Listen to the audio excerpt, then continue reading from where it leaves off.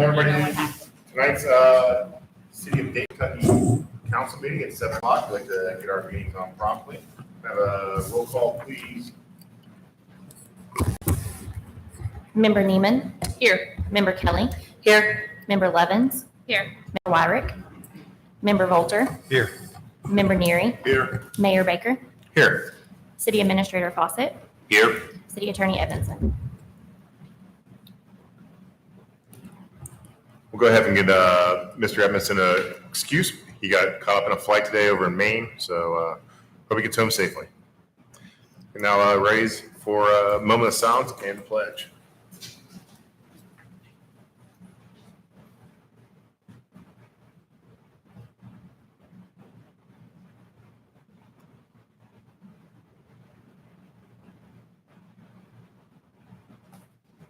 I pledge allegiance to the flag of the United States of America, to the republic for which it stands, one nation, under God, indivisible, with liberty and justice for all. Thank you very much. For the mayor's report this month, I want to give a big congratulations to Councilman Wyrick. He was married this past weekend to his lovely bride, Mimi. So we also excuse him for tonight's absence, as he's probably on his honeymoon, and we wish him many years of happiness. Do I have a motion to approve the minutes from June 6, 2023? So moved. Member Neers made the motion. Do I have a second? Second. Second by Member Kelly. All in favor? Aye. Aye. The ayes have it. Next on the agenda is Mr. Weber from South Bank Parker. And I believe you have a small presentation to give us, right?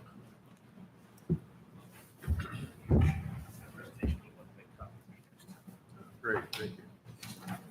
Thank you. Thanks, sir.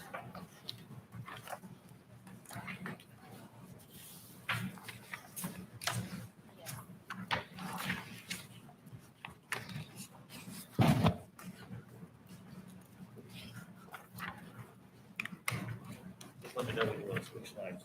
Let me know when it's time to switch slides. Oh, perfect. I do. All right. Well, thank you all for having me. As the mayor mentioned, my name is Will Weber. I'm the president and CEO of South Bank Partners. If you're not familiar with our organization, I'm going to give a couple brief slides about South Bank Partners and our recently adopted strategic plan. So with me here, my partner in crime, there he is. Perfect. So a little bit about South Bank Partners. So our mission is to promote and coordinate economic development for the creation of connected communities, vibrant riverfronts, and resilient downtowns by facilitating collaboration, bringing vision to reality, and providing a unified voice to represent the common needs and interests of our partnering cities, of which the City of Dayton has been an outstanding member for several years now, and our services. If you hear the name South Bank Partners, you may recognize South Bank, you may think of the shuttle. We're not in the shuttle business. We helped the creation of the South Bank Shuttle in the late 90s, and the Transportation Authority of Northern Kentucky has been managing that asset in our community for many years. If you're not familiar with the South Bank Shuttle and you hear South Bank Partners, you may think those are the trail people. They do that trail down by the riverfront. So that has been some of the brand reputation we had for several years. But just outlining a little bit of the other services we provide to our partnering cities, when we truly focus on economic development, we do talk about regional collaboration quite a bit. We were founded upon an interlocal agreement between the 7 cities we serve, which I'll get into here shortly. But there are several services we provide very specific to each individual city in our partnership in accordance with their comprehensive plans. And that's truly how we structured the Innovate 2028 plan you'll hear about here shortly. So next slide, sir. So as I mentioned, my name is Will Weber. We have a lean team at South Bank Partners with Joyce and Leland, as well as an outstanding board of directors. Some of those names may be familiar to you as they've been wonderful business and community leaders in Northern Kentucky for quite some time. And just a snapshot of the service area we're talking about with the 7 cities we serve, from Ludlow in the west to Silver Grove in the east. Next slide. And our partners. As I mentioned, the City of Dayton is one of 7 of our cities. along with Bellevue, Covington, Fort Thomas, Ludlow, Newport and Silver Grove. We also have several regional partners. So some of these logos, some of these names may look familiar to you. I think there's about a dozen of us, whether it be regional economic development, regional growth organization, regional in focus. Most of them are particular in Northern Kentucky, looking at the 3 counties. Some of them even stretch out a little bit further in their service territory to cover 15 counties. Our region is very specific. It has and always will be along the south bank of the Ohio River, river cities, the urban core of Northern Kentucky, and that's where we focus. But we certainly overlap with some of the other service providers in the region. Next slide, please. And as I mentioned, Innovate 2028 is our most recent strategic plan. The term we coined there is transforming urban communities. I think maybe for the last nearly 2 decades, we've been talking about revitalizing river cities, revitalization. And I believe Dayton is a prime example of what revitalization has looked like over that time. So after a city has been revitalized or continues to revitalize, what's that next step? And we are focusing on transformation in these urban communities. So within our strategic plan, we certainly didn't want to reinvent the wheel, but what we did structuring this strategic plan was looking at the 7 different comprehensive plans from each of the cities, overlapping them together with one objective. What can we do to help each of our partnering cities achieve portions of their comprehensive plan on a regular basis, on an annual basis? So when that 5-year term comes around and you're renewing that comp plan, you can see quite a few check marks there.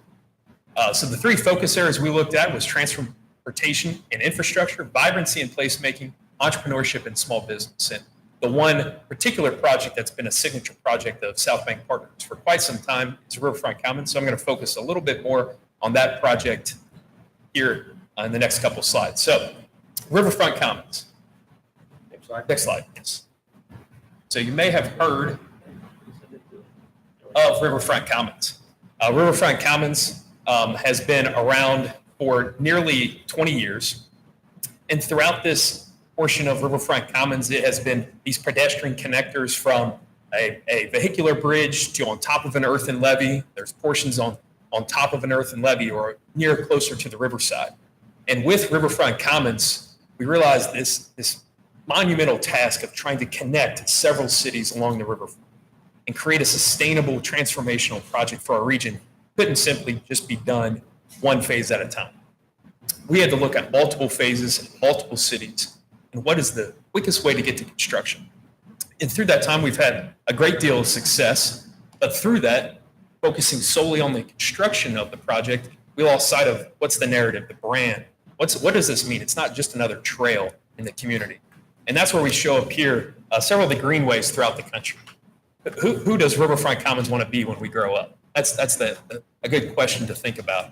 So when you see some of these logos up here, you may be familiar with the San Antonio Riverwalk, Tampa's Riverwalk, the Ohio River Trail, the Ohio River Way, and multitude. And the logo you see in the middle will be announced tomorrow morning in a press release that we will have an official rebranding of Riverfront Commons. So consider this a little sneak peek between friends here. But Riverfront Commons logo you see in front of you is a perspective view that shows the Ohio and Licking rivers winding through the region. And through the region, you see a bold greenway along the south bank of the Ohio River. And with that greenway along the river, you'll notice a shade of blue to the south. And that represents the river cities of Northern Kentucky and the bluegrass of Northern Kentucky. And then just to the left, the other side of what would be the Ohio River, is a shade of yellow, recognizing our friends across the river in the Queen City and the Crown.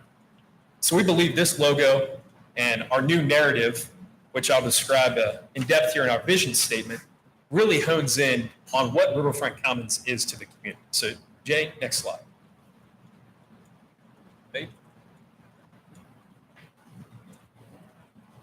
There we go. So with Riverfront Commons, I mentioned we're more than just a trail, more than just a sidewalk near the riverfront. And our vision for Riverfront Commons is a continuous riverfront corridor along the southern edge of the Ohio River through a safe and efficient active transportation system connecting communities to vibrant riverfronts, downtown business districts, and public green spaces to improve economic development and the quality of life in the region. Now, if you put all that together, it sounds pretty good. But if you dissect it piece by piece, you realize there's one very important differentiator. Riverfront Commons versus maybe some other river walks throughout the country or different trails. And that's an active transportation system. When we reference Riverfront Commons, we look at this as a way to give people an opportunity to live, learn, and earn. That means when you wake up in the morning and whether you're walking your dog or you're walking to work or in the evening when you're meeting friends, that Riverfront Commons would position you as a non-vehicular mode of transportation. That becomes your daily use. Just like if you were living in the middle of town right off of 6th Avenue and you're taking a sidewalk to go to a local restaurant. Imagine what that would look like if you're in the city of Dayton and you're going over to our friends in Bellevue or Fort Thomas along the riverfront and vice versa when they come here. So that's just a key differentiator there. And as we look at developing this larger plan for Riverfront Commons, connected to multiple business districts, trailheads, overlooks, parks, and most importantly, business. So when visitors come to the region, and like the Swifties that were just in town a couple weeks ago, they know how to get to the outstanding small businesses we have all along the river cities. So with that, the project is a 20-mile paved multi-use path along the riverfront, connecting to Voot Park in the west and Pendry Park in the east through the river cities in northern Kentucky. And there's I believe it's a 9-page concept map there in front of each of you. And it's the concept plan in front of you is specific just to Dayton. It's about a 43-page document if I gave you all the cities. But to give you a snapshot of the phases, one of the most common questions I get about Riverfront Commons is, how much does it cost? When's it going to be done? What's the status of each piece? Great questions. So in the map in front of you on each of the pages, you'll see there's sections that are in green, yellow, and red. Very simply put, green is built, yellow is in the middle of design and planning, and red is simply just a concept that has no funding yet for design, engineering, and construction. Ooh, we may have just lost the signal. Get back. It's the weather. All of a sudden, it rains and pours. All right. This is a larger snapshot picture for our friends in the audience and at home to give you a pretty good sense of the magnitude of this project. Our friends across the river at the Crown are working on a 34-mile urban trail loop. With the creation of Riverfront Commons and this 20-mile path, this would actually give us an opportunity to connect to theirs and vice versa, theirs to ours, to actually showcase what a 50-mile urban loop, urban trail, urban recreation, urban connectivity would look like when someone comes to the region, or if you've lived here for generations and you want a different mode of transportation. So next slide. Okay. Projects. What's going on in each of these multitude of phases, right? We've got 7 different cities, we've got 3 different phases, and we have an organization leading and convening and bringing all the pieces together. So the first one I want to mention, obviously, is here in the city of Dayton. So phase 2. Phase 2 is right at about Berry Street on your map. And give you an exact page number here. Would be on page 15 of 39, which I believe is the 3rd page in your packet. The green line transitions to yellow. In that phase 2, we're hoping to approximately build about a half-mile of Riverfront Commons this coming spring. And I'm sure as council is well aware, there's a pending grant application with OKI right now to fund the construction gap for that project. And that would bring phase 2 even closer to Manhattan Marina in preparation for phase 3. As we look at the city of Bellevue, as I'm sure some of you are familiar, Nair Properties has an agreement with the city of Bellevue right now to develop a $100 million mixed-use development. And as part of that project, on the backside of the mixed-use development, as you can see in the picture up there, is a green space right now that would construct nearly 1,200 feet of Riverfront Commons connecting from, you're thinking in your head, about Buckhead to the end of Lafayette and have that connection. In Covington, phase 4 will build about a half-mile portion of Riverfront Commons connecting Route 8 to River Road. The snapshot picture you see there is the hillside near Swain Court. So if you're driving on Route 8 towards the west side of Covington or Ludlow and you get that hairpin turn, instead of following the road, we're looking at building this section of Riverfront Commons to go through an easement along Swain Court, switch back and connect down to River Road on the west side of Covington towards Ludlow. And number 4 is in Newport, Kentucky. So Festival Park plans to renovate and expand their riverfront to include 1,200 feet of Riverfront Commons, event, recreation space, interactive play areas, completing what's known as a 4th quadrant. If you look at our riverfront, both on the north side and the south, we've had Eatman's Cove and Sawyer Point Smale Park, Covington Plaza, and now Newport Festival Park as the central 4 quadrants of the region. So when folks do stay in hotels that tend to be right in the middle of town, they experience this and then continue to travel out around each of the communities. So certainly will be a significant portion of this larger regional project. I could go into the pending grant applications for several of the different cities, but these are the projects for certain. And I feel very strongly about phase 2 for certainty there. I believe that was the top ranked project that was submitted to OKI. So I feel pretty good about that.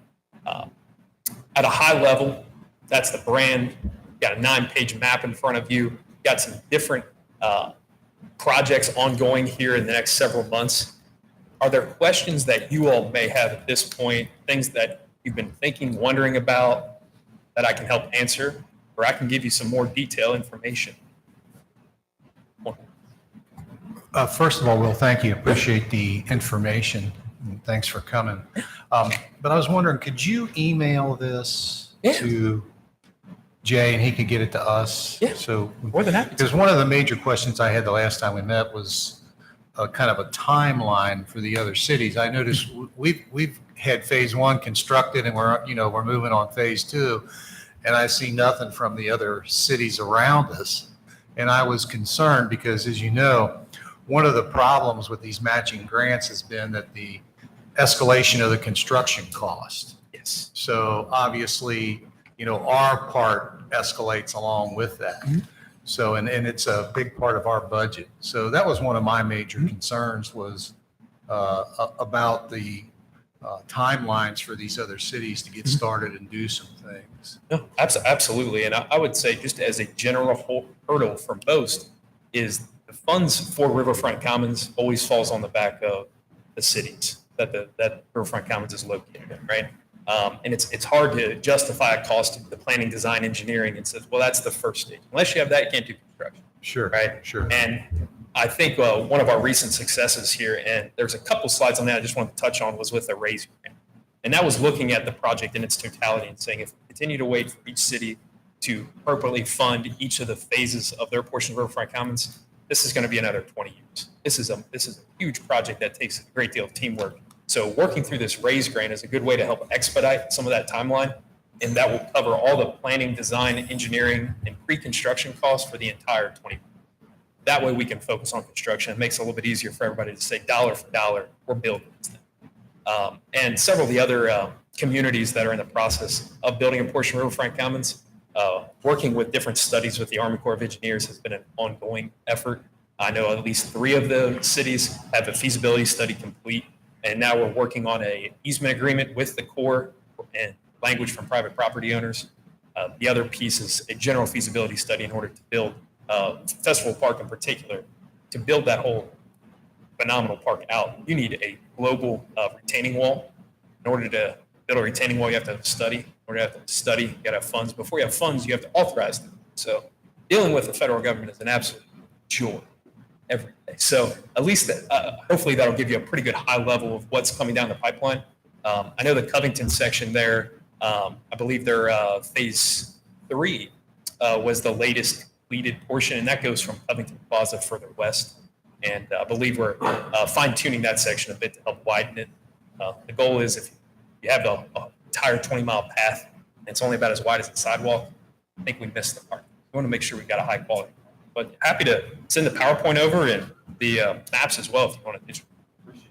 Hey, Will, I'm just going to add a few things. So I think you all are aware, but maybe the general public is not aware that we had bid out section 2 to be constructed. We were hoping to get it done this year, but those bids went out and came back $1 million more than what was estimated. Of course, this is pandemic time. A lot of these companies, don't really want to do the work, so they'll charge a high price to say, okay, if you want to pay this, I'll do it. But the other thing is, after we got 2 bids, and after the bids were in, I had Mike Yeager go talk to them and say, why are these so high? What are the issues? And so they talked about a few things that they had questions about. So they front-loaded a bunch of stuff to cover any contingencies, plus they were concerned about this. So what we're doing is having Mike Yeager redo the plans, address those issues, and we think we can knock that down by about $500,000. As Will said, we have an OKI grant that we've submitted to cover that cost. So the hope is And we won't know until October whether they got that grant, but Mike Yeager thinks that we have a pretty good shot that we'll get the amount to cover that, and then we'll be able to construct phase 2 in spring of 2024. The other thing is we're almost done with the design of phase 3, and that's like 98% done. If we get that done, we have funding for the construction of phase 3. We might be able to do it all next year. That would be the best case scenario. But for sure, phase 2 is the most important thing. We gotta get that done before we do 3. But there's possibility that we get the design approved by KYTC and the timeframes are right over the winter. And then we get maybe bid out that one as well. So, and there might be some efficiencies of scale if companies do both at the same time. So that's where we're at. Just two more slides here, just to, Excuse me, I just had a quick question. absolutely. Did you say 20 years for this whole project to be done? Did you say 20 years? It's been going on for about 20 years. Oh, okay. So if it's another 20 years. Yeah, I thought, wow, wait, he just kind of We're slid going to have a that in. different Okay. conversation if I'm up here 20 years and it's not complete. Okay, thanks. But yes, it actually, the very first portion of Riverfront Commons that was built was actually the 4th Street Bridge connection from the 4th Street Bridge to the earthen levee. And as I'm reminded from the city, we're like, well, this was built 20 years ago. The Okay. longer we wait, our next problem, hopefully isn't the case right now, but it's to start reconstructing pieces that have failed after. So the maintenance plan is All right, on my radar. thank you. So one other slide I did want to mention to you was when it comes to wayfinding signage. If you traverse any portion of Riverfront Commons right now, you'll realize one of two things. There is no signage. And if you do have signage, it's a bit broad into what you're actually oriented towards. So we actually have a few signs, I believe, in Bellevue, and I believe possibly 1 or 2 in Dayton along Riverfront Commons or nearby, directed towards it. What we did was we worked with Kolar Designs that designed the Crown and the Ohio Riverway in the region to actually help design what this signage will look like when you're on Riverfront Commons. And then the next phase would be to help orient you to get to Commons. As I believe City Manager Fawcett is familiar with, we've also been piloting a project with Meet NKY and also the City of Covington to create a pilot of what would it look like for wayfinding signage in a city to Riverfront Commons and vice versa from Riverfront Commons into the city. So I know you all believe maybe Beth, you and your husband, were you designing the new logo Yes. city seal? Mhm. So taking that consideration of each city and their brand, their design, and implementing it into the wayfinding signage within that city, but also correlating it to the riverfront. So if you can imagine you're here for the first time, you're along the riverfront, I'm going from city to city. But once you take that right or left hand, enter into a city, what's that gate? What's that recognition that you have that I've arrived, I'm in the city gate versus one of the other cities? So we're piloting that right now, but this has been several months in the process to actually show what would this look like when we have some vibrancy, connectivity along the riverfront. You can skip the next one, Jay, and then I just wanted to give a quick highlight with Raise. This was a phenomenal project that we were able to, you go back to one slide, just to give a quick snapshot, just to show just how competitive this project was.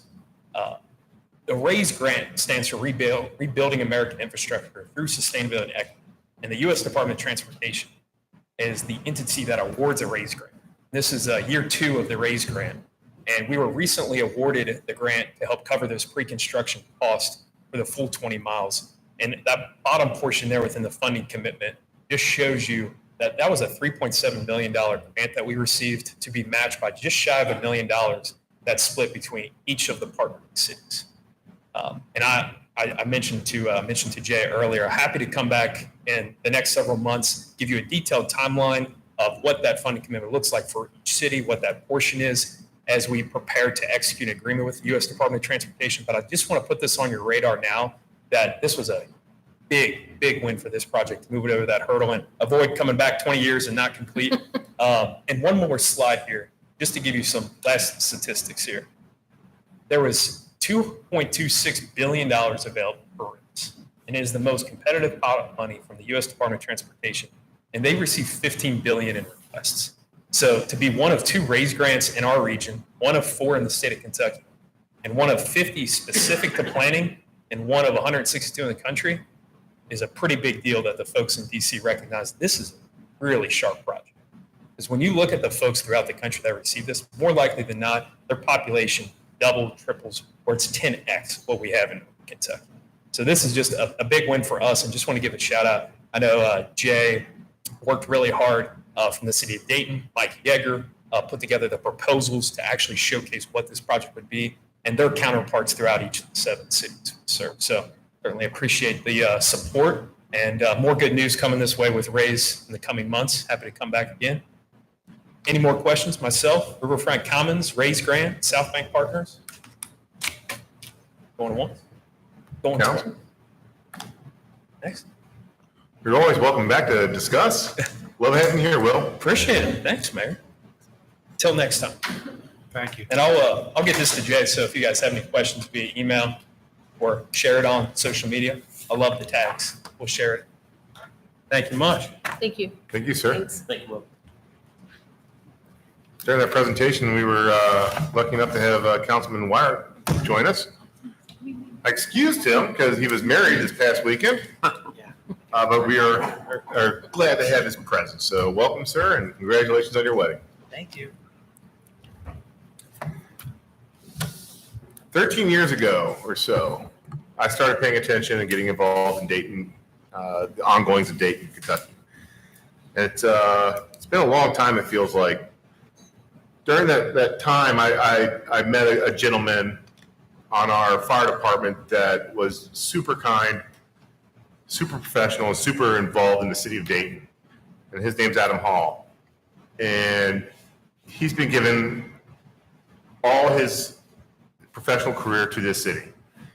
26 years, twice as much as I've been paying attention. He's been involved every day. He's a leadership in our fire department. He's a leadership in our community. He's a good friend and a great friend for the city of Dayton, Kentucky. Unfortunately, Adam, maybe fortunately for him, but unfortunately for the city, he decided to retire. And I'm so excited for his retirement. But we do have to recognize that. So Adam, would you mind coming up?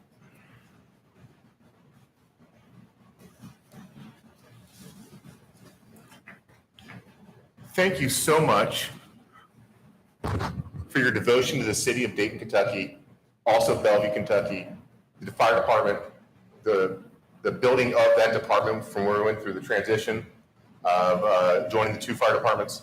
You've been nothing but a great advocate and a servant to the city. I wish you the best in all you choose to do, and love to have you back anytime you want. So I'd love to give you the key to the city of Dayton, Kentucky. You are always welcome home, sir. Thank you so much. Thank you.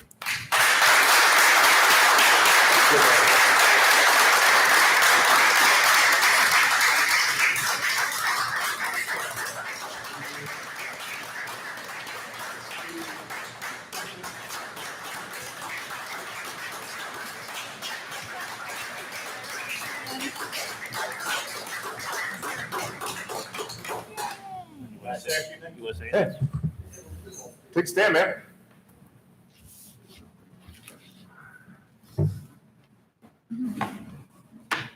Thank you. I definitely appreciate it. It was probably the hardest decision I've ever made to leave this profession. But I definitely did it for my family, is what most people do. It's definitely been an honor and a privilege to serve Dayton and Bellevue for my entire career. This is all I've ever done, and I know I've said that before during meetings when I've been able to speak. You know, since I graduated high school, you know, I've been on the fire department in Bellevue and Dayton. So I definitely appreciate the award. I do want to say thank you to the council, the administration, and then those who have served on the fire board. Because one of the things that I wanted to make sure when I left was that fire department was taken care of and moving in a positive direction. And you guys have, for the last few years that we've met and kind of went over a lot of things, you guys have definitely showed that the fire department is a priority, and the fire department, I think, is in really good hands. And I'm hoping that the future of the fire department continues to grow as the city grows, because the city is growing faster than I ever thought it would in my career. And I just want to say thank you guys for that effort in making the fire department better. So thank you very much. Appreciate it. Thank you, sir.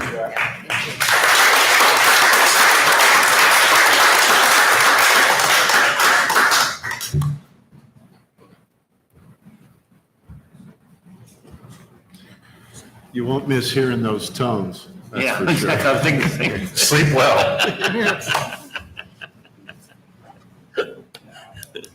He perked, his ear perked up. Next, we'd like to open up the podium for comments from anyone from the general public regarding legislative items on the agenda. Again, this is just for anything on the agenda this evening. And there's a 2-minute limit if you want to speak.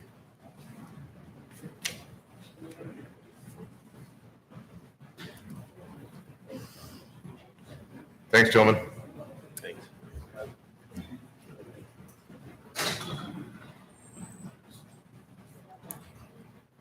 Everyone go ahead and close that out. First on the docket is the ordinances. This is a second reading of ordinance 2023, number 10. Ms. Klein. An ordinance closing and vacating 2 alleys located in the blocks bounded by 3rd Avenue, Clay Street, 5th Avenue, and Green Devils Lane. That is a second reading of ordinance 2023, number 10. Do I have a motion to accept 2023, number 10? So moved. Mr. Volter's made the motion. Do I have a second? Second? Second by Member Neiman. All in favor? Aye. Any nays? Any abstentions? So moves. Next on the docket is second reading of ordinance 2023, number 11. Ms. Klein, please. An ordinance adopting an updated code of ethics and authorizing the city to enter into an interlocal cooperation agreement with the Northern Kentucky Regional Ethics Authority and the cities and counties who are members of this authority. Thank you, ma'am. Do I have a motion to accept 2023, number 11? I'll make the motion.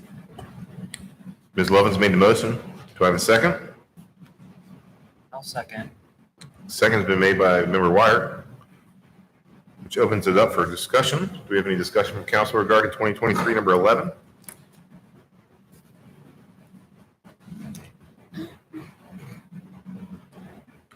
Roll call, please. Member Kelly, Aye. Member Levens, Aye. Member Wyrick, Aye. Member Volter, Aye. Member Neary, Aye. Member Neiman. Aye. You guys have it unanimously.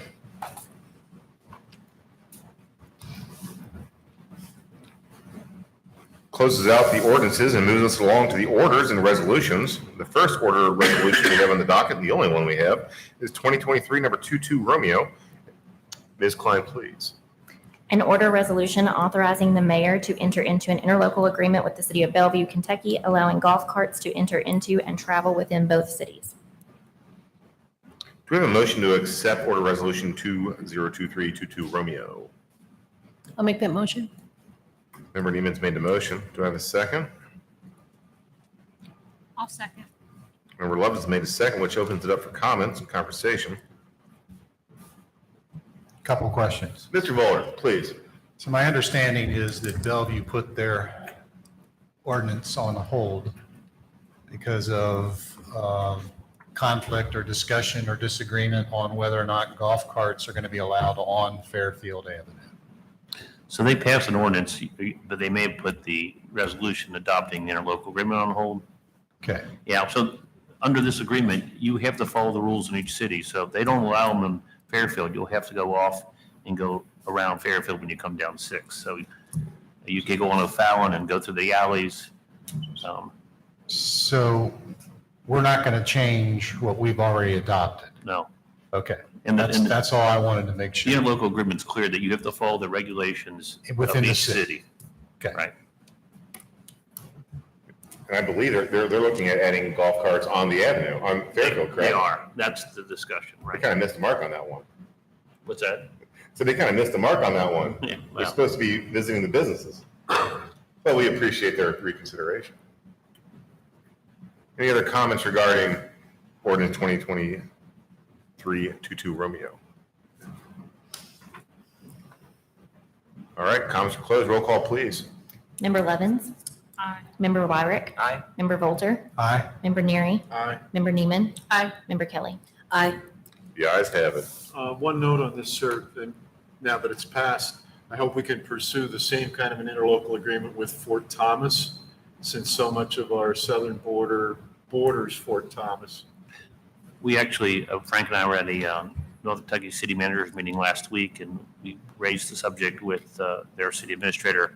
He says they're not ready to do that yet. So they've got a lot more carts, and they've had some incidents up there. So I think they're being cautiously proceeding forward with where they can allow them to go. So, but we'll stay in contact with them. I think it's a great idea. I'd like to be able to go there, and then into Newport. They're considering one of these as well. It'd be nice to be able to go all yeah. No, it's just for example, on Lincoln Road at South Fort Thomas Avenue, Dayton Pike area, you've got Bellevue, Dayton, and Fort Thomas, depending on what side of the street you're on, what corner you're on. Right. So the sooner we can get that done with Fort Thomas, I think the better. I think we'd also get some people coming down from Fort Thomas to visit our Restaurants. businesses and Exactly. restaurants. We'll stay in touch with the city manager about that. I'm not sure exactly. We didn't really have a chance to talk in depth about it, but we'll continue the conversation. Okay, thank you.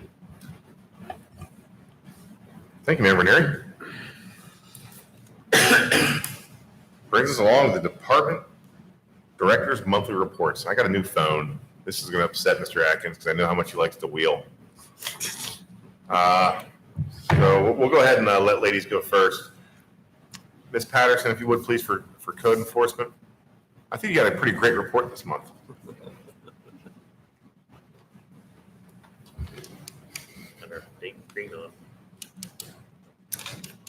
So you have a copy of my report, and I wanted to bring our new housing inspector up. This is Bill Burns, and he has been hard at it. His inspections, he started June 20th. Total, as of 17th, yesterday, he did 119 inspections. And he's got it broken down, so we had 62 pass, 51 with minor deficiencies, and 6 failed. So far, it's going pretty well. I didn't know if you had any questions for him, but he's doing a great job. The communication with the landlords and the tenants, it's pretty smooth so far. So far, so good. Bill, in your opinion, how are people perceiving you? Hey, Bill, you need to go back. I'm sorry. It varies. I think the landlords who know they're going to fail, there's concerns. And then the tenants who know it's going to fail, they're happy to see you. But I think overall it's gone well.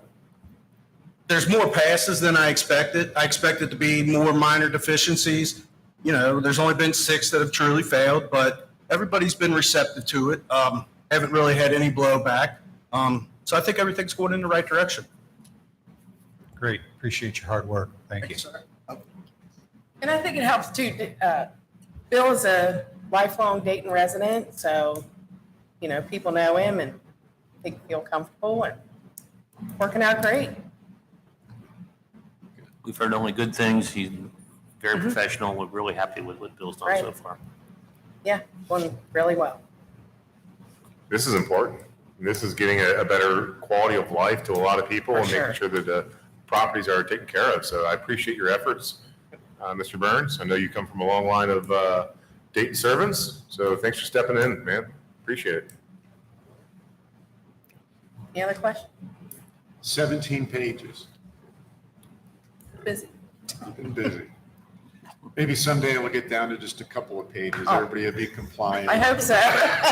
So the one issue we do have is there's a number of people that haven't applied for the application to do the inspection and pay the $40 fee. So we have told them through a couple letters that if they don't, they're going to be cited. And so that's going to be happening pretty soon. Yes. And a few of those on there are, we're finding every day you find out something new. So as they come in, we just, people call and say, hey, I'm calling about my garbage. I just moved in. Well, are you renting? Yes. New. So every day you find something new. That was one issue as far as garbage that I wanted to discuss. We have a lot of people putting out scrap, which is great. I love scrappers. They're recycling metals and everything else. But they put it out not on a trash day. So it could sit there for 5 or 6 or 7 days on their curb. Is there any way we could enforce or at least remind people at first to not put out scrap prior to your trash day? That would make it easier for the scrappers too, because there'd only be 3 days they'd have to go out looking for the scrap. We can always post something on Facebook, but there is an ordinance that you're technically not allowed to put your trash out before 5 p.m. the day Right. before. So really, they could get a citation or a notice. I think that's something we need to pay attention to, because just looking around town, I see that so often. And like I said, it's sitting out there over the weekend and the trash doesn't get picked up till the following Friday. Right. The other thing is that having stuff outside like that sometimes encourages people to maybe grab a bike or something that's in the front lawn, thinking, oh, I thought it was scrap. So I think we need to make a concentrated effort to remind people, if not We can do cite them. that. Sure. Thank you. Put that on our website, maybe post a blurb on. That'd be great. Thank you. All right, thank you. I'd like to also say, it blocks the pedestrian right-of-way. Go up there. You got me up here. Yeah, as long as a pedestrian right of way, and that's always been one of my biggest concerns. Public safety, Sure. public safety. I've contacted KSC over the last year about people blocking sidewalks. Sidewalks are for pedestrians, not for automobiles.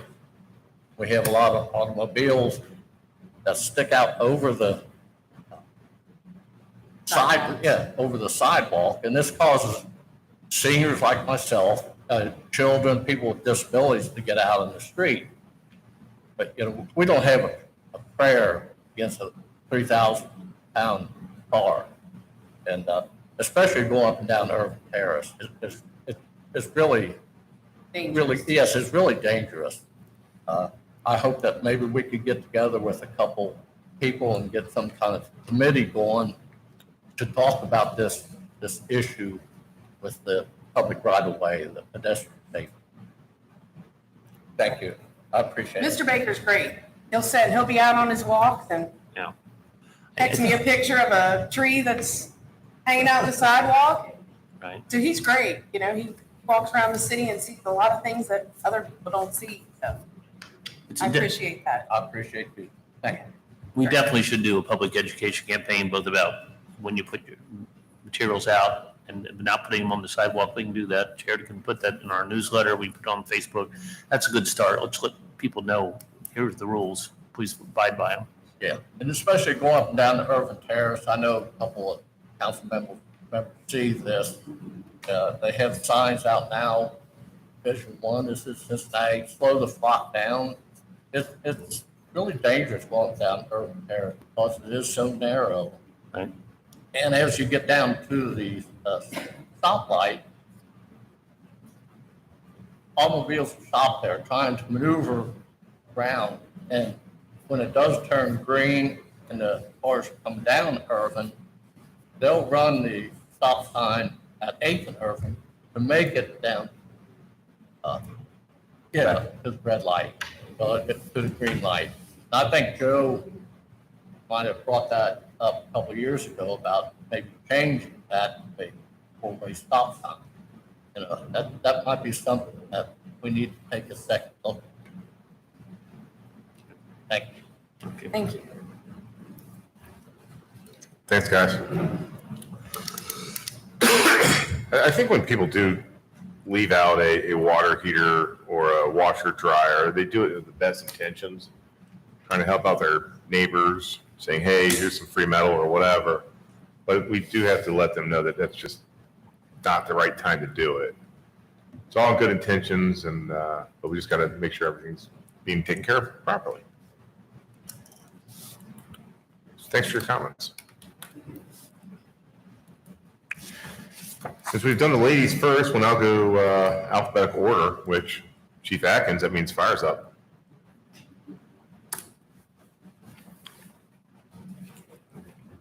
Thank you, sir.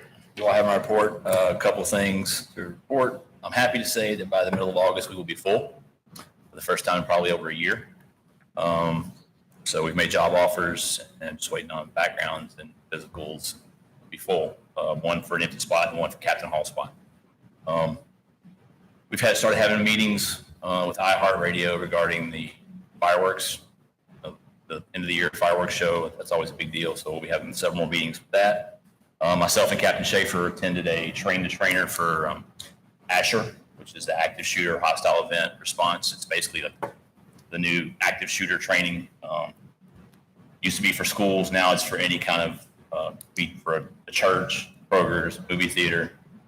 So we attended a 3-county training session on that about 3 weeks ago. Captain Hall leaving hurts the department. I just want to say this about Captain Hall.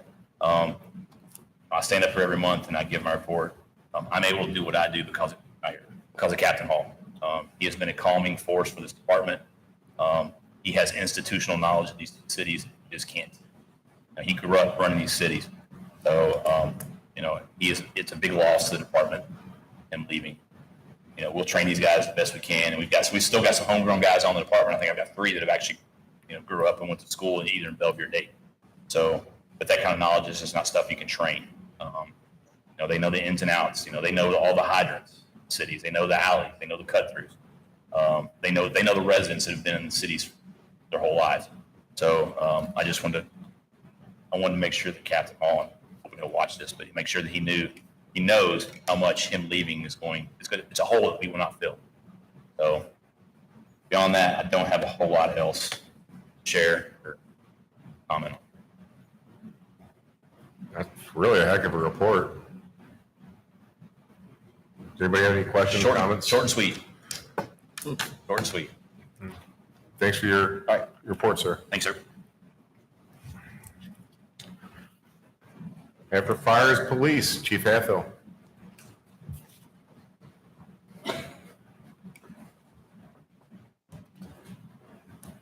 I have my report for the month. I don't have anything else to add or anything that we're. Chief, we want to talk about our new hire.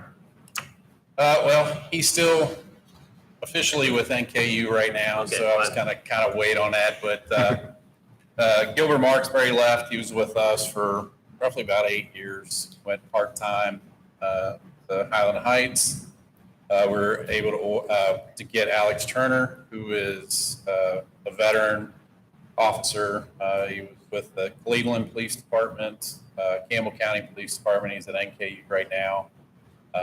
So he came down. I gave him a tour of the city. He was very impressed. Police Department and the direction of the city. They're actually seeing progress. It's tangible, what he says. You can see it happen.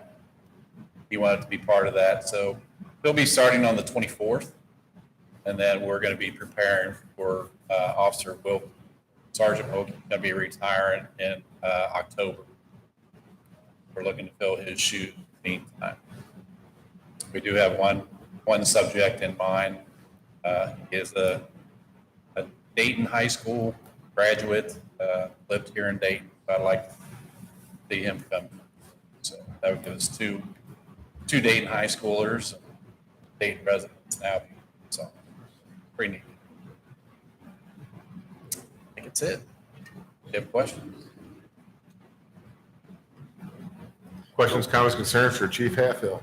Between fire department and the police, it's nice to see retirements rather than we're losing to other departments. I think it's starting to even out. Retirements are great for them. Right. But I'm glad to see that people are, because of the quality of the workplace and your leadership for both of you, people want to come to work here. It's not just about the money. You're really losing all that experience and knowledge. As you see the police department progress, you're going to be seeing a lot of young guys, a lot of new, fresh faces. To bring in somebody with that knowledge and experience is good. Good to have a mix of both. But we do have a young department right now. That's something that we'll probably see in the next couple of years. Keep on. I have a question. Has the drugs kind of increased, not really dealing, but using around here? I Have don't- you noticed anything? It's hard to comment on that. I mean, we do have a lot of, well, not a lot of, we have some drug use. But it's not something that we're seeing too often anymore like we used to. Things have gone down. If you see my reports at the end with drug arrests that we have, it's gone down substantially. And the ones that we do arrest seem like to be the same person over. I'm just noticing in the last 30 days, we have a lot of roaming. Yeah, lot more it comes in active. phases. It does come in phases. Last month it was down. This month down. I mean, we had an incident today. It was a DOA. It took place today. It's just here and far few between. Not as frequent. It used to be years ago. I give that to the city. I give kudos to Cassie with code enforcement, and we're bringing more families into the city, and we're seeing a lot more people coming into the city that are investing into the city. Families are coming into the city, not people that are looking for a place to live for a couple months and then they're off to another place. And people coming in, and I think that's been a big plus for us and the fire department, bringing those families in. You're seeing it with the schools also. You're seeing a jump in students, I think, at Dayton High School. You can tell it by the football teams. When we see Dayton and Bellevue play each other, we have a full line of players, and sometimes Bellevue has a hard time filling a roster. So we are having a lot of people come to the city and go to the school. And it's our job to make the city a safe place to be. We're trying the best we can. It's better than it used to. Oh, yeah. Without it, I just didn't know if you've noticed any influx. No, I haven't seen a big influx. It's just here and there, and we deal with it accordingly when it comes to our. We're pretty fast on it. Try to. Chief, I appreciate this report. I think it's the first time we've gotten this report for violations, citations for cars, Yeah, expired tags, et cetera. yeah. I try to do a monthly together. I think we did it last month. This month. Are you talking about the totality of everything that's being cited and the Yeah. fines and all that? Well, just, we had 19 citations for expired registration, which is, that's the complaint I always hear. We get a lot. Yeah, we do cite a lot every month. Just now you can see, what actually, with the new program that we're able to get, the Parking Enforcement Act, we're able to have that together, and we can put it together. And Can we put these reports, like his report and Cassie's report, maybe even the fire department report, they're a matter of public record, correct? Of course. Sure. Can we somehow make them accessible to the public Sure. on our We can- website? We could post them along with the agenda and the legislation. That'd be great. I think that'd be great. This is great to see the enforcement on. Like I said, a lot of people don't see it happening, but to know that it's, see the numbers and see that it's happening, be a big help. And we'll do that. We'll put it on tomorrow and we'll start doing it whenever we Excellent idea. post the agenda. Cool, thank you. okay, thank you. Thank you, Chief. Have a good evening. Rick, alphabets. Not your friend. You're the last. Your report, please, sir, for Public Works. Well, we're staying busy, and we did hire at least one guy. We've had him for about 2 weeks now. His name's Rick Ledger. And we interviewed a guy, Tyler Hostetter, and I think he accepted the job. Starting August 7th. Yeah, August 7th, so I'll have a full squad then. We're staying busy. Got some stuff done up on Dayton Pike, some curbing, and the parking lot area up there finally done. They started on the curbs, on the bump outs today, but Jay knows more about that. I'm sure he's got that in his report. I'll talk about it, man. Yeah. And other than that, we're busy. Anybody got any questions? Y'all took the fence down here preparing for the Berry Street connector. Yeah, we removed that off the old skate park ramp area. And then we put up a temporary fence inside the ball field, so when they take the other fence down and keep the kids out while they're actually building the road, which, once again, Jay will talk about that. And You received high compliments from one of Dayton's favorite residents, Sandra Trushell. She's served on many boards and been a great person to the city over the years on help of removing an animal. Oh, yeah, we went up there the other day. It was a little baby. Up on Rose? Yeah. Oh, It looked like it was about 6 weeks old. It was that's small. sad. Yeah. But either way, your good work is noted and we appreciate your help. Thanks. Anybody questions, comments, concerns? Mr. Lucas? Thank you, sir. That closes out the department director's monthly reports and moves us along to Mr. Fawcett's city administrator's report, sir. A couple updates, 6 Avenue bump outs, construction is underway. They did one of the curbs today in front of the Tuba, and they formed the one by the old laundromat building. It'll probably be poured tomorrow. So I suspect that work will continue all week.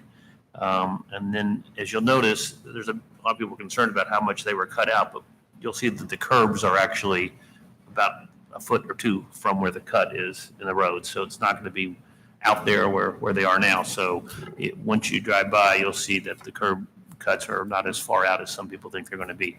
But so that's moving forward. We still have to have Duke here to lay the basis for the lights, but I think that should be happening anytime. They'll probably come in after the curbs are done. So Berry Street connector right next door here was supposed to start yesterday. I talked with the contractor today, the general contractor. He's having some issues getting ST1 to approve the sewer connection. He doesn't think it's going to be a problem, but and he also is having trouble getting someone from the Corps of Engineers. So Mike Gager gave him another contact person. So that's the only reason. He said he probably won't be able to start until next week. He said he could have come in and scraped the old road, but he said it didn't make sense to come in and do that, close down the road for a day or so, and then come back again and do it again when we have to put the sewer in. So he just said that he's going to wait till next week. So he thought pretty certain that it would start probably by midweek of next week. We also have an asphalt contractor that's in town. They came to do some work on Dayton Pike for the water district. While they were there, we also had to put a parking area on Boone Street as one of the requirements for the sidewalk project we did. While they were there, we said, well, we got a couple of little projects we'd like you to do. And one was putting a curb along Dayton Pike. We have a lot of stormwater issues coming down there. So they put an asphalt curb to kind of direct that water down and into the creek system and off of not onto the sidewalks. We also had a really bad area up on Cottonwood, not very big, but we had them grind it down, and they were supposed to pave it either today. Did they pave it today, Rick, or is it tomorrow, or do you know? So we had them here. We might as well, we had a couple small projects. We asked them to do that, and we'll use it. We'll pay municipal road aid for those jobs. So. What was that last part about Route 8? I said we'll pay municipal road aid funding for that job. Yeah, my fault. No, I Yeah. everything was. We're still on schedule then, once the bump outs are complete, for KYTC to Yes, pave Route 8 from O'Fallon to the flood wall. yes, exactly. So they were kind of waiting on us. I think they have until September to do that project, so there should be plenty of time. Is that ongoing problem up there at the, that bed and breakfast on Dayton Pike, is that a personal issue? We have not had an issue since that one incident, there's not been any other issues up there. I've Oh, checked. I just see now they have cones up and they have a blue line painted in a section of, brand new section of concrete. I just wondered if that was, All the cones were for, I think, was it a water line or a gas line that went in there in front of that house, Rick, where the cones were? Yeah, on Boone Street.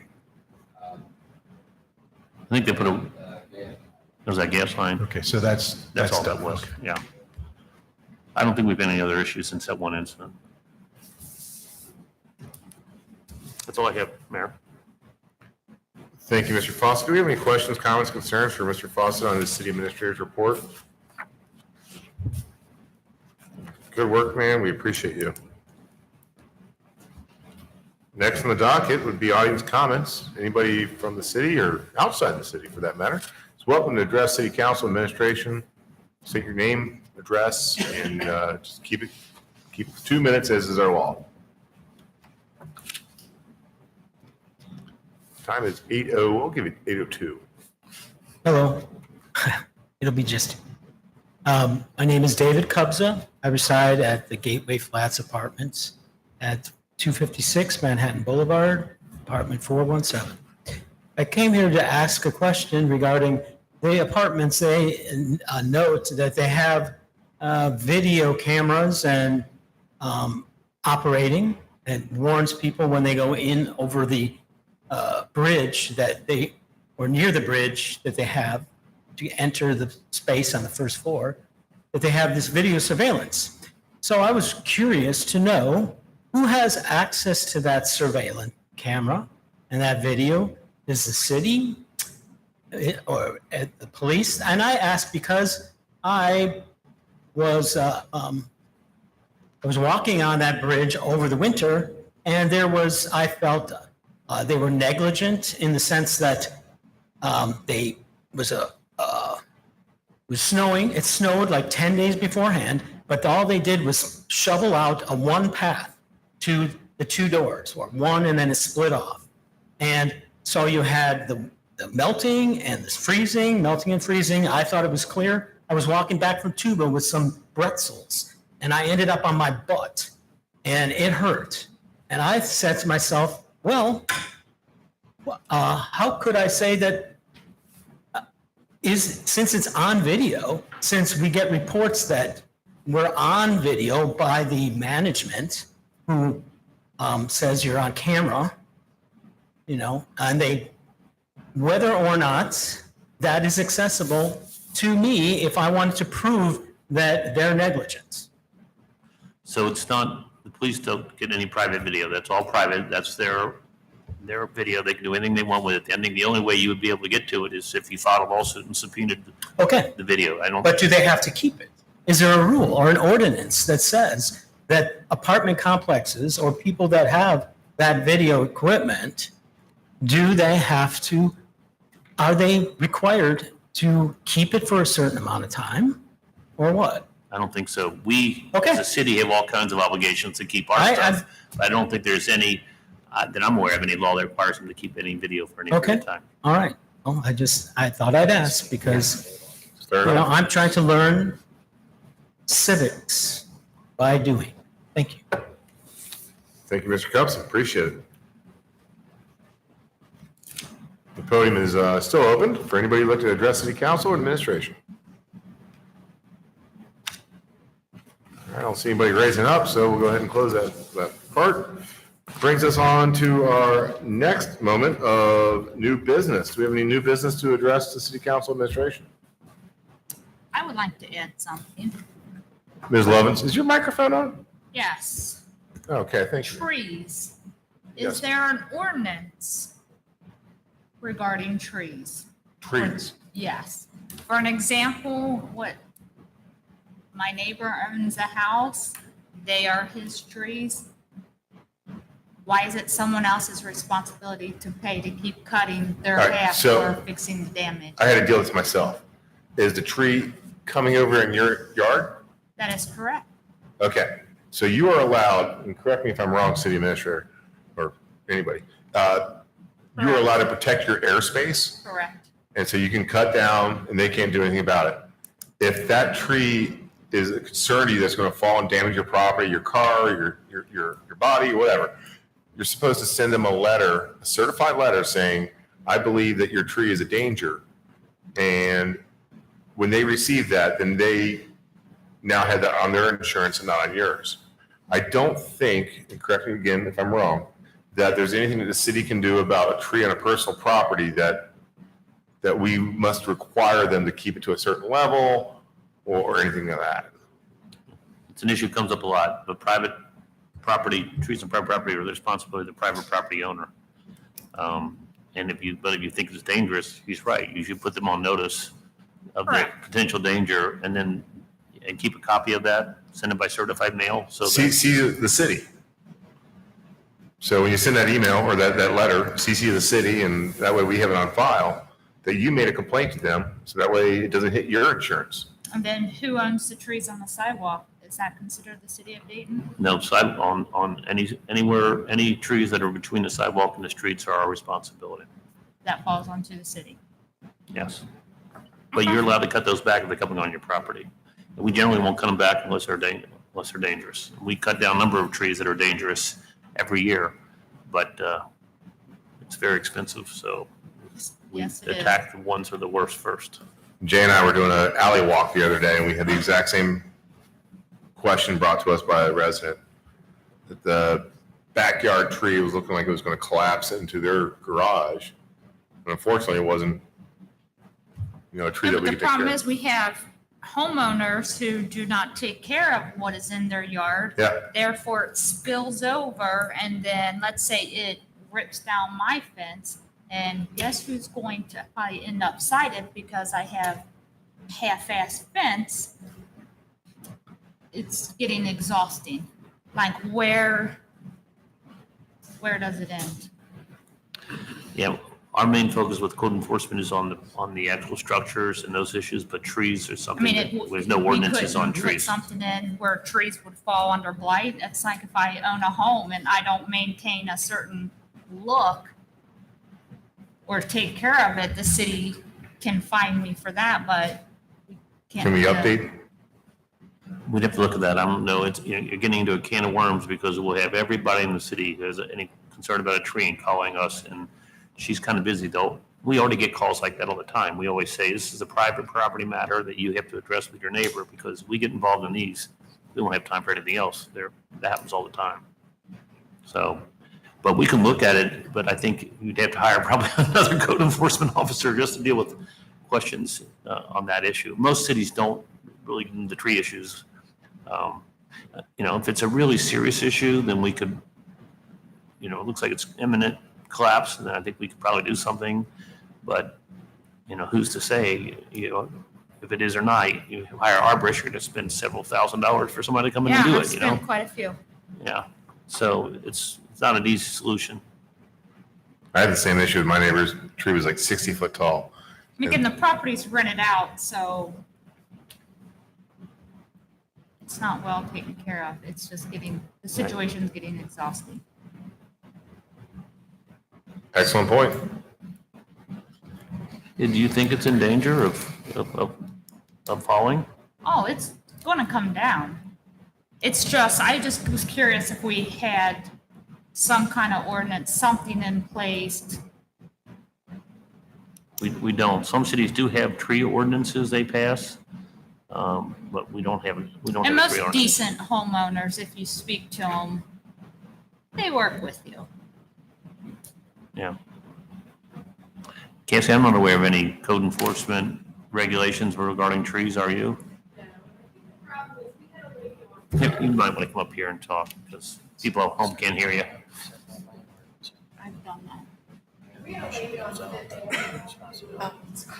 Was complaining about a neighbor's tree. So, I basically told her the certified letter, the whole process. So she hired an arborist to come out, and the arborist wouldn't even tell her what branches to cut, because then if the tree would fall, they would be liable. So it's I've kind done of it like for the one nobody in the wants, back. I did the nobody certified wants. letter, I paid to have that one, and now we have the one on the side. I've already replaced every bit of the privacy fence. I tried talking nicely. It's Yeah. probably gonna fall onto Dave's department when he has to come down to freaking arrest me. Because it's It's a- getting it's a tough exhausting that call. I have to keep fixing it. Yeah. Like, You know, So you can cut it back. I mean, I know that you know that you can cut it Yeah, back I off the can- property, but I think the problem is nobody's gonna say that a tree is dead. No it's one. 800, like I did 800 last time. It just continues. It's frustrating. No. And I figured as a homeowner, I'm responsible to have certain things fixed. Trees should also be maintained as a homeowner. right. And if it damages your fence, you can go civilly and then sue them. But that's Yes. cost money also.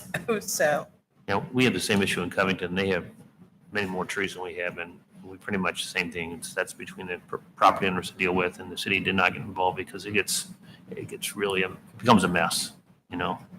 Right. So, no. Right. I would suggest that you put them on notice. 100%.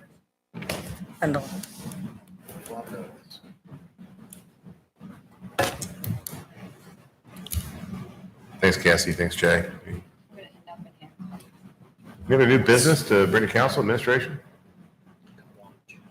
Summer bash. There's a summer bash. The Summer Bash with Officer Yeah. Weinkugel. Yeah, Dave, you should have mentioned that. Summer Bash.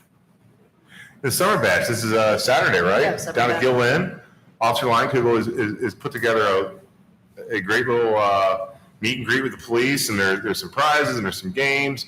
And it's a great thing that Officer Weinkugel is doing.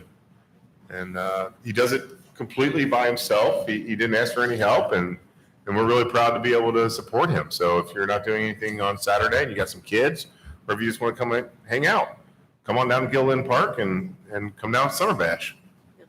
Speaking of, 12 to 4? Is that right? 12 to 4, Okay. sounds about right. So come on down, 12 to 4, and hang out with the officers and hang out with the city. Excellent.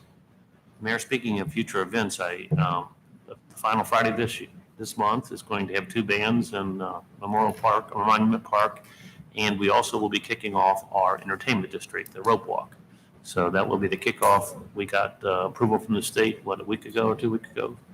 Took a while, but we finally got it. So we'll be able to kick that off on the last Friday of the month.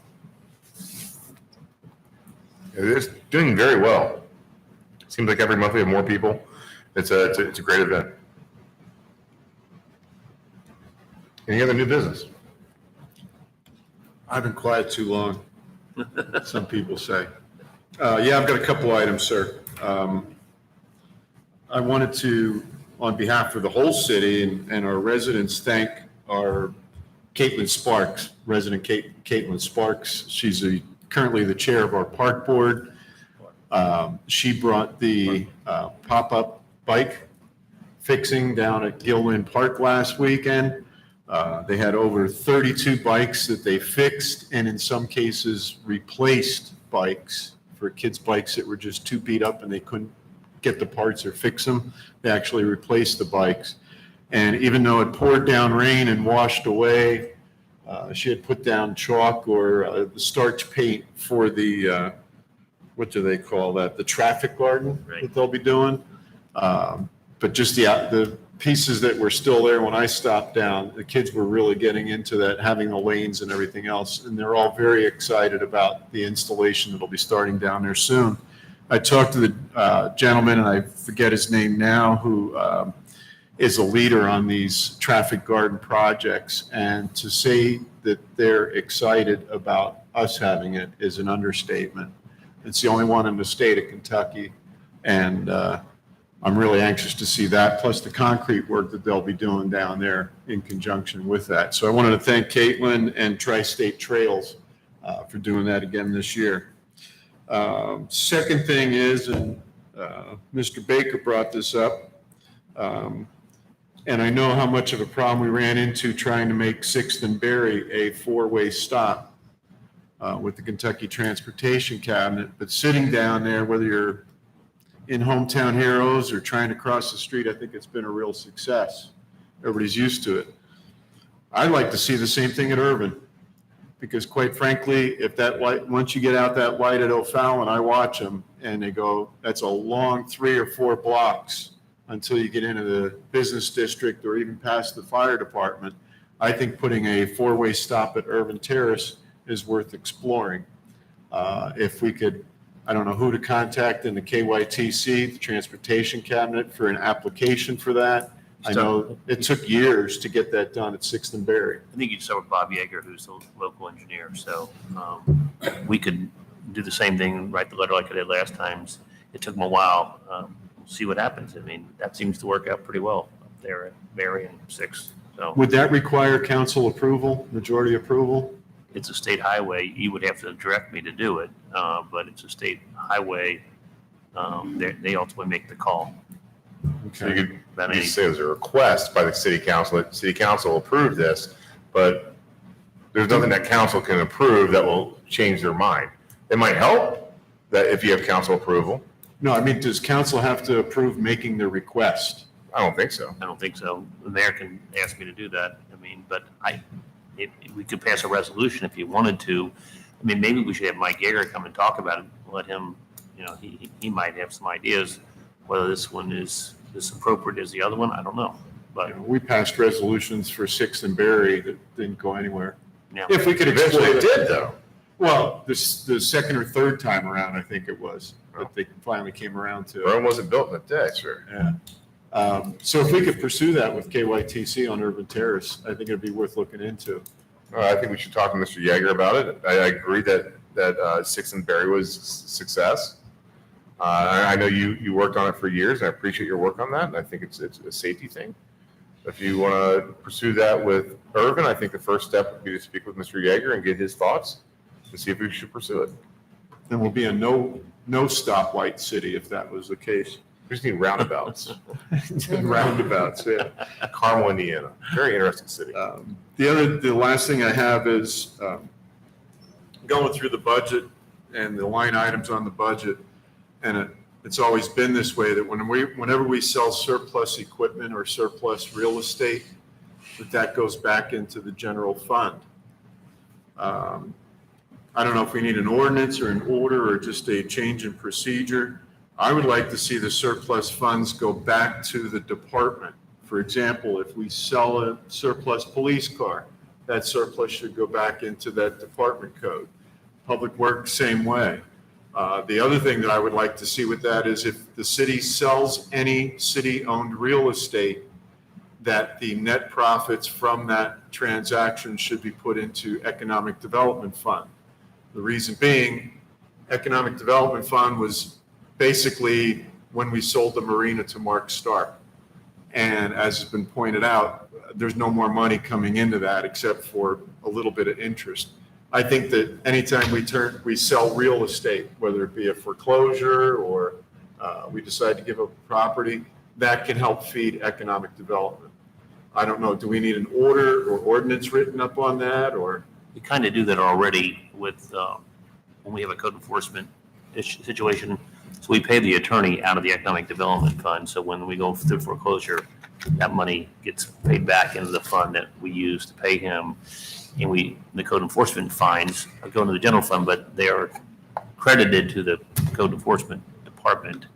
And occasionally there'll be a little extra cash. We'll put that in economic development. So, but if you want to make it a formal resolution, we can do that whenever we sell property.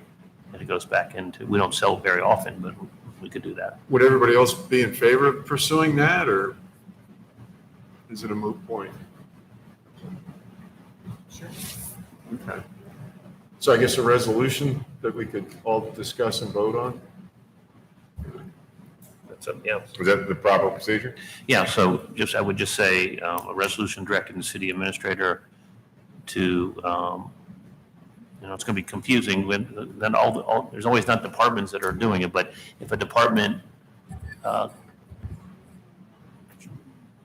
takes action that causes the property to be sold, the sale proceeds shall go into that department. Although I don't know, I mean, it's going to, from a budget standpoint, is that going to be difficult, Jared, to do that? I'm just trying to figure out how that's going to work. I mean, it's going to be kind of, I mean, we could always keep a tally of it and then put additional money into that department the next year. Could I just ask why? Like, what's been happening that we would need to do that? Well, like Chief Halfhill brought it up last month. We have police cars that are going to be $60,000. We've got surplus police cars out here that we sell. You know, just to know that our police department is costing us this, our public works is costing us this. Not that we take in that much from surplus sales, but just to put it back into that same department code so that we know that the net total cost of this department is such and such. And as far as the real estate with economic development, I'm just looking long-term. We're spending that money. We're not, you know, with CCAP and other demolitions and whatnot, it needs to be replenished at some point. That, I think the real estate will be easier, but the surplus cars are going to be a little more complicated, especially next month. We're going to have somebody come talk about leasing, and so selling those cars will go into a lease plan. But Jared, what's your thoughts? Just off the top of my head, I mean, I'd like to sit and think about it, but to me, we go through the process of the budgeting, we meet with the department heads, and we decide collectively through the administration what our priorities are for our spending, and we use our pot of money to be able to hit those priorities, and council has their say when we do that meeting every year. If we were to essentially earmark certain pots of money for certain departments, it would make our budgeting process more difficult to do.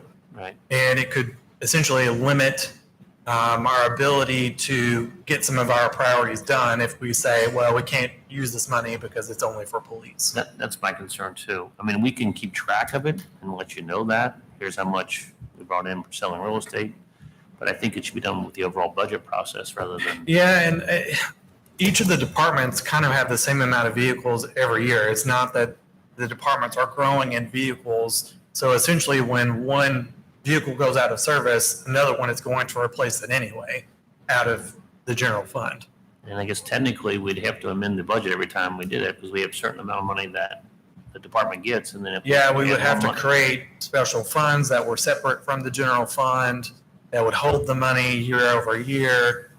It would be more complicated. It would be doable, but it'd be more complicated. But we could keep track, and then when we do the budget, you could say, well, they brought this much in, let's this department maybe needs a new computer or something, and, you know, so let's give them something we weren't going to give them otherwise. That might be the easier route to go. But like I said, once a vehicle comes out of service, most likely we're going to have to replace it with another vehicle. So, I mean. Yeah. Right, and then you're only showing the cost of that new vehicle in the department. And it's almost like you're not showing the trade-in value, for example. You know, if we were to sell a piece of surplus equipment. I'm just trying to put it into the right basket. I mean, we can keep track of how much we sold it for, but that money is essentially going to go toward the new vehicle. It's not going to cover 100% of the cost. My point is that whatever monies we get from surplus items, separate from real estate, since it originally came out of that department code, the credit should go back into that department code. Well, it generally is. But it essentially would, because we're replacing that. We have to replace that vehicle. I mean, it's not as direct as what you're saying. Right. But all of our employees have to have their vehicles. So once their vehicle goes out of service, we have to replace it. So it's essentially paying for the next vehicle. And I think this will make more sense once we have that individual from Enterprise come. We've talked about maybe leasing vehicles versus owning, and they have a whole system. So all of this is kind of moot, a moot point if we decide to go with it. Wait until we have that meeting next month. He's coming to speak to us from Enterprise. Gentleman, very good, works with a lot of cities, and we think we found a way to save the city money and get us newer vehicles in the process, and then get rid of those vehicles when they're before holding on for 15 years, you know, and paying a tremendous amount to repair them in those after the warranty wears off. So it's pretty interesting. We've had a couple discussions with Rick and the chief, and we think there's a real opportunity there, but he talks about taking that money and rolling it back into the new cars, but I think it would be better to have that discussion after next month's meeting. All right.